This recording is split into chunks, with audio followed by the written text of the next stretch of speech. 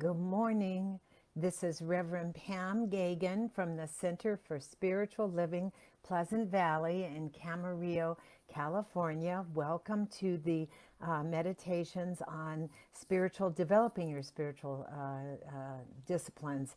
And it's not even developing, it is revealing your spiritual disciplines that reside within you. So this morning I told you what this will be about. There'll be stories, and then there'll be affirmations, and then quotes from people that have been known to be extremely spiritually disciplined, and the good that it brought to them. So this morning, we're going to do what we normally do. We're going to relax in, because when we're relaxed, we hear the information when our minds are quiet. And I always use that metaphor of like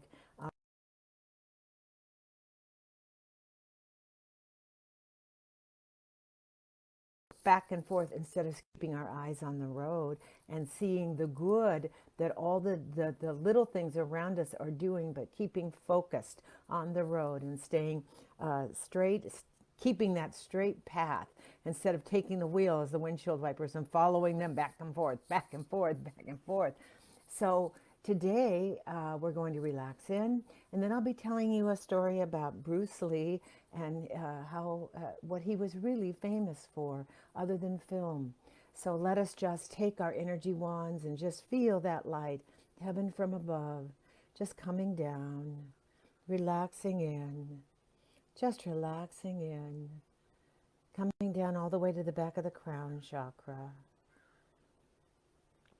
going down the neck, relaxing the neck, and then just absolutely just dropping our shoulders into this meditative place, dropping our shoulders and our neck, and letting go of the idea that we have to watch our backs. We don't. The divine within us always has our back.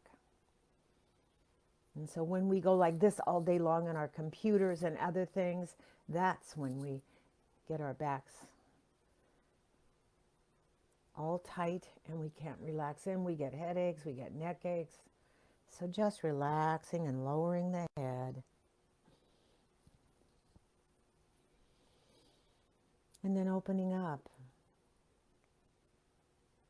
to that flow, coming right down again, down the shoulders, down the upper arms, down the elbows, down the lower arms, out the wrists and out the fingertips. And feel and see that energy going out your fingertips. And throughout this meditation, if there's a place that is causing you concern, you can use what I call our energy wands and direct that energy, because it's the energy in and through and all around us that we're directing into that greater spot.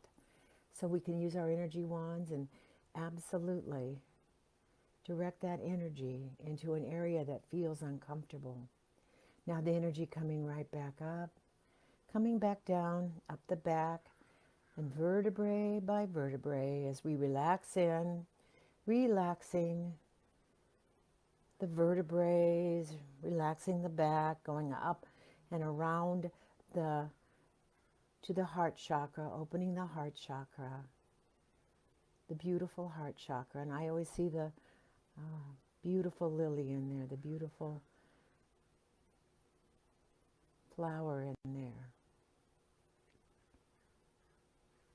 And then coming back around and going down, down, down, down, vertebrae by vertebrae by vertebrae, the back, wrapping around now and seeing, coming around in the front to the solar plexus, opening the solar plexus, the beautiful golden yellow solar plexus, going back down again to the back, around, relaxing in vertebrae by vertebrae, coming through and opening the sacral chakra.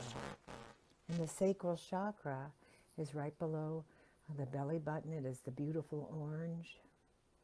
And then going down, down, down, down, down, down, relaxing around the back, around the hips and the thighs, relaxing in, going straight to that root chakra between the legs, bright ruby red root chakra. And then going all the way down, down, down the thighs, relaxing the thighs, the knees that work so hard to keep us upright while we're walking today. Down the calves, the ankles, the feet. Feel that energy, that wonderful wave of energy going down, down, down to the Middle Earth. And the Middle Earth can look like anything you want it to look like. And then having that energy, that wafting light, grounded there while it comes right back up, filling the whole body, all the way up the body, out the crown chakra, connecting to the heaven world, to all the dimensions, and all around, connecting all around. And then just surrounding us to the left, to the right, to the top, to the bottom, north to the south, to the east, to the west, surrounded in this bubble of light. And now as we're relaxed in, I'll just tell you a little bit about Bruce Lee, and you'll see why I chose him.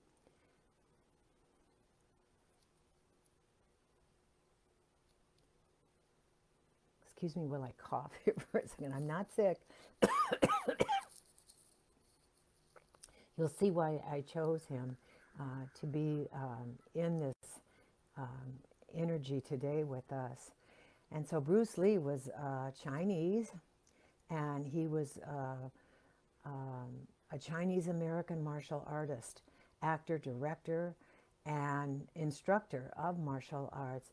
But most of all, he was a philosopher. And to this day, his daughter continues his philosophical and spiritual work in meditative, on YouTube, on lots of media outlets. And so he was founder of actually a brand new path of martial arts called Jeet Kune Do. And it was a hybrid MMA martial arts philosophy. And it actually, martial arts, they think it was the mother of the MMA combat principles that are used in martial arts.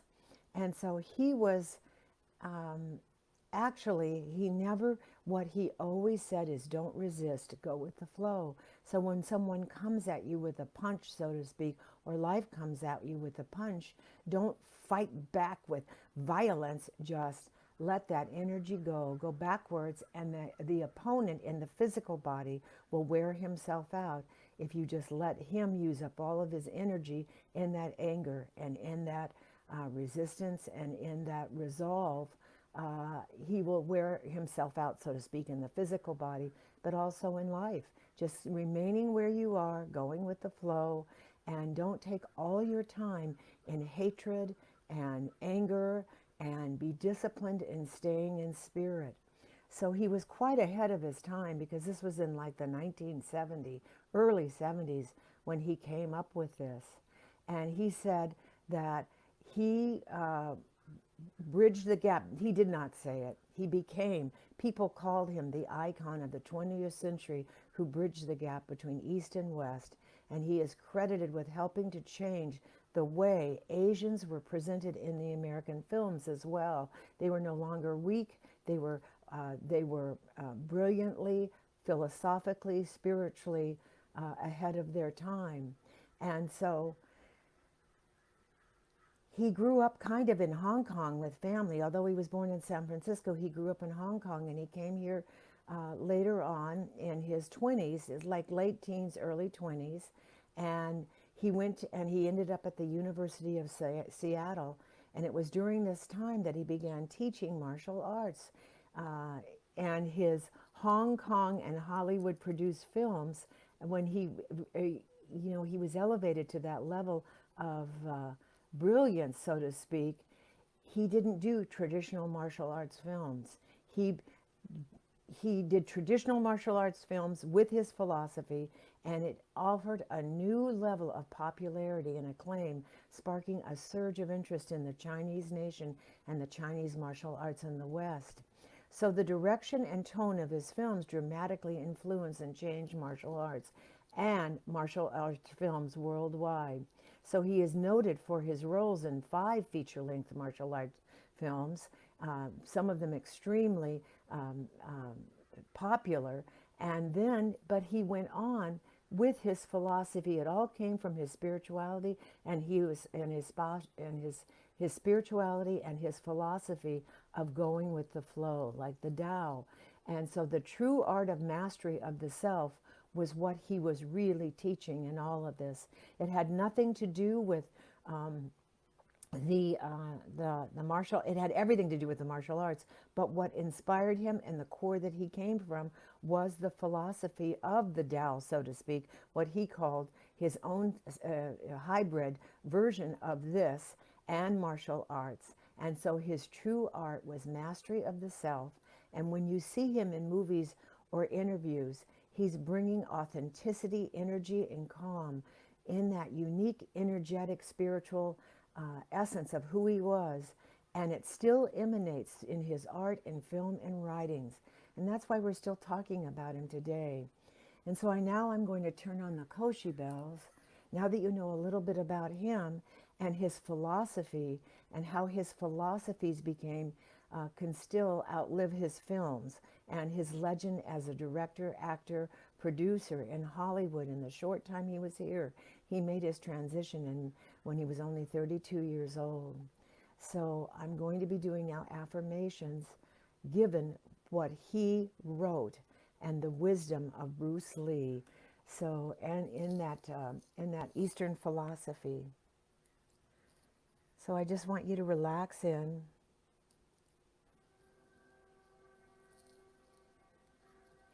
As I do some of his affirmative statements.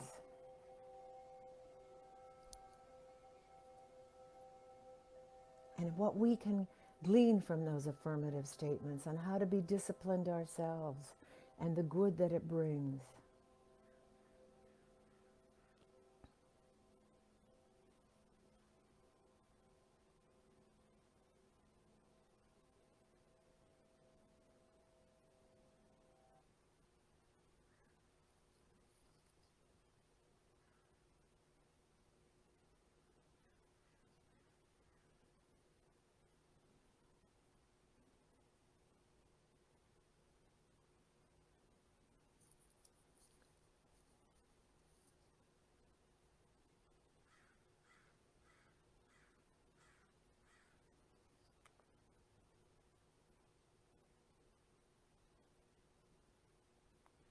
And so one of the things he said was, again, to be your authentic self.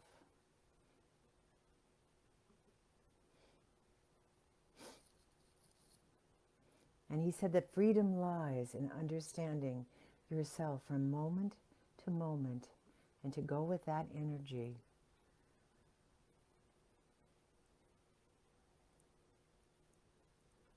So I am free in understanding myself from moment to moment.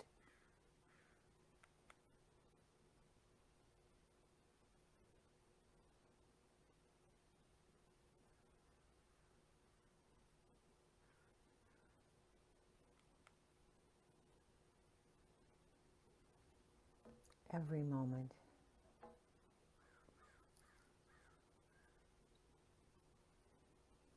And so the question is, why is there freedom in understanding the self? And again, as I stay in the I am, just personalize these words, because there is only the one, the one, the one.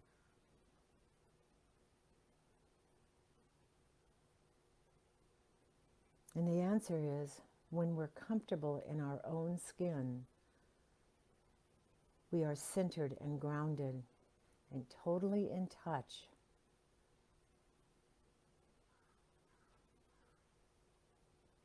In essence, we are free because we have no longer any reason to manufacture anything.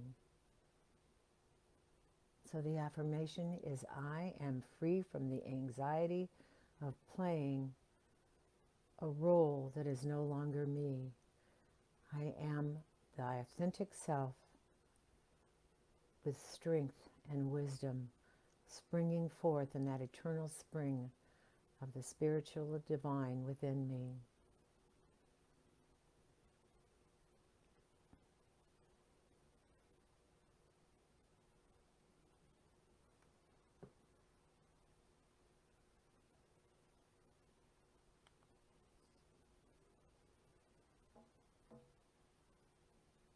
And when I am faced with looking at my life with awakened eyes, I will have increased a bit in the knowledge of myself. And in that awakening, my mental and physical abilities will become clear to myself.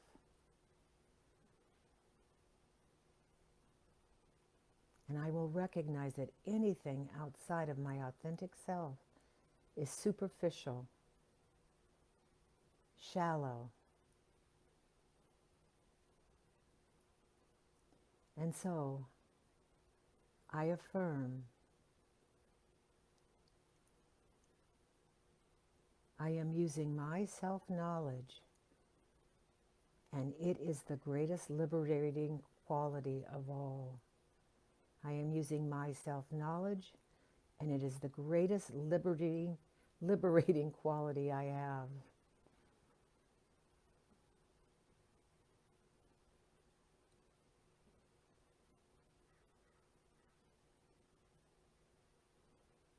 And why is it so liberating? Why is self-knowledge so liberating?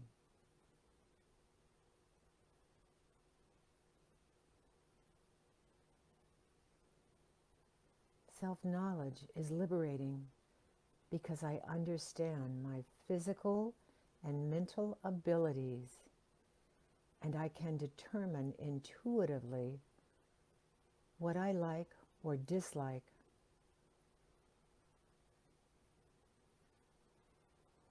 We are raised in a society that programs us to follow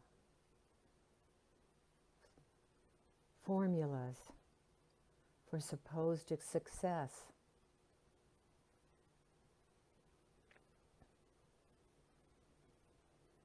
But formulas discount what we are already uniquely aware of, that we are individuals and not everything works for everyone. Self-knowledge saves me from being a robot.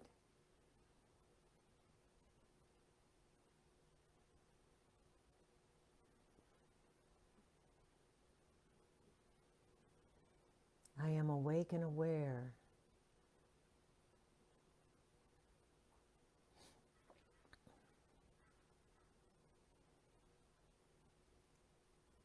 that my self-esteem is not given to me by others.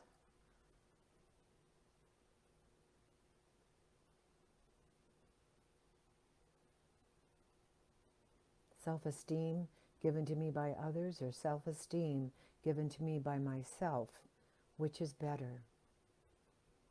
Knowing thyself is the best.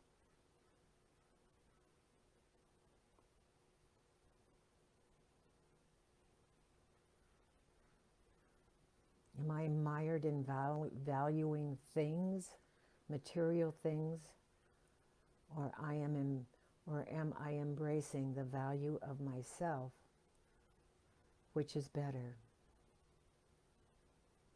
Embracing who I am and my authentic self is the best.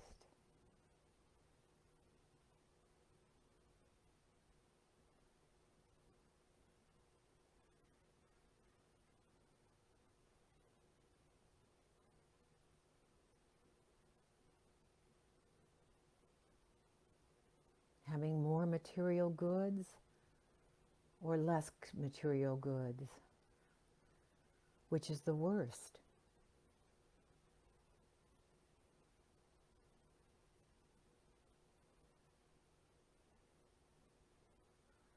The more I have to lose, the more I value things. The less I value my self-esteem within myself, the less I depend upon others for my self-esteem.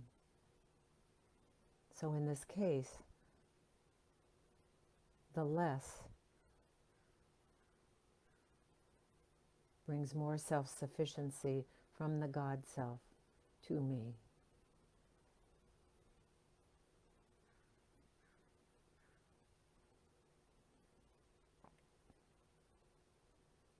on this life path,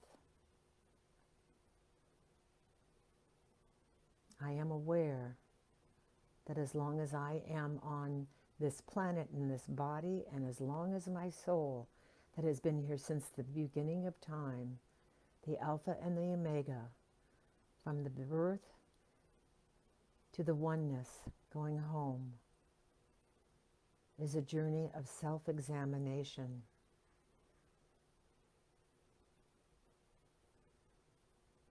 It is a self-peeling of myself, bit by bit, day by day, more and more. It becomes simple to me as a human being, more and more, that I search myself more and more.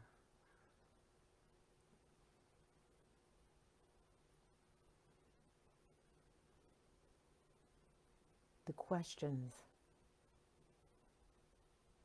are revealed to me, and the more questions revealed, the more and more I see clearly.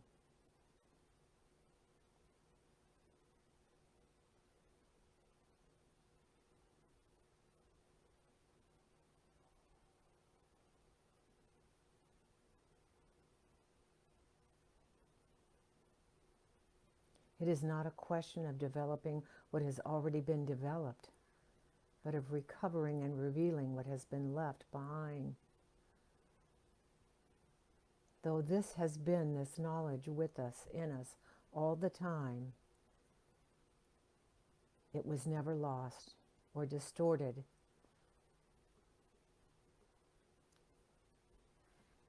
Except for our own illusion, misguided manipulation of it.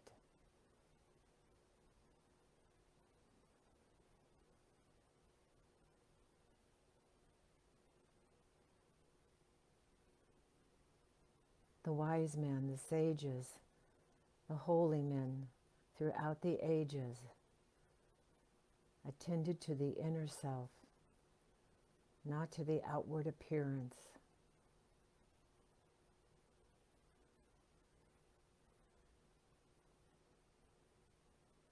The more I go inside, the more outwardly the invisible essence is revealed.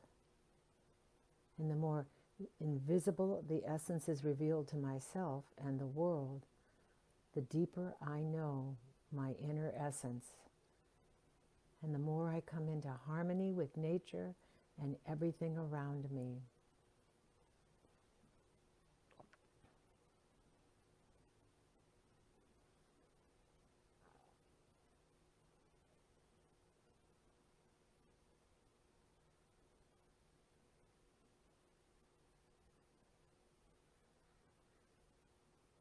I am embracing, loving, accepting myself by going with that flow, with that Tao, and not against my nature.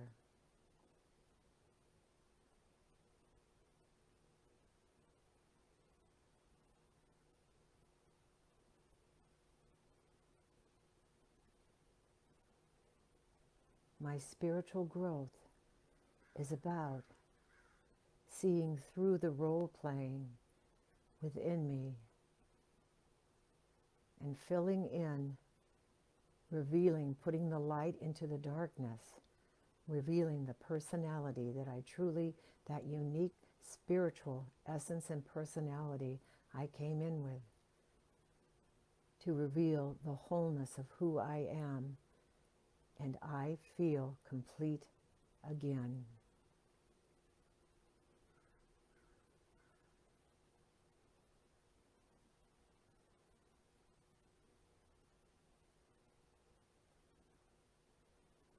And I am aware that my self-knowledge exercises don't feed my ego.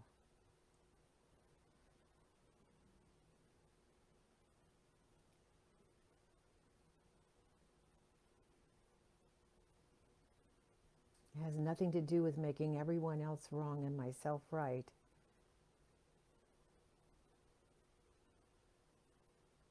It is about revealing my personal level of happiness and satisfaction.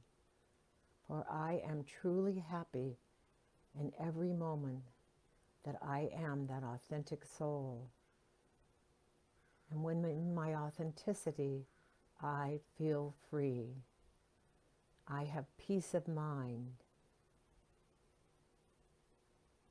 And so I ask myself those questions. Are you in every moment truly happy? Do you feel free? Do you have peace of mind? Those are the questions that may help you uncover the real truth about where you are on your journey to self-knowledge. And once you have that information, then you can be free to be within yourself and take action from a whole new awareness of who you are, Spirit Divine, giving your gift to this planet.